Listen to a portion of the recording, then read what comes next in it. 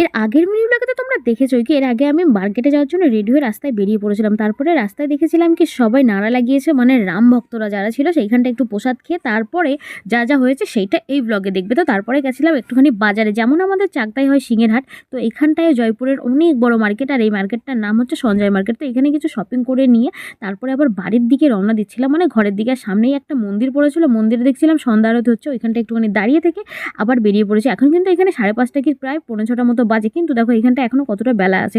আর same জায়গায় এসে দেখছি এখনো সেই সেমভাবে সবাই এখানটায় নাচ গান করছে। মানে রাম ভক্তরা যারা, তারা এতটা ভালো রামকে ভালোবাসে, সত্যি কথা না দেখলে হয়তো বিশ্বাস করা যায় না।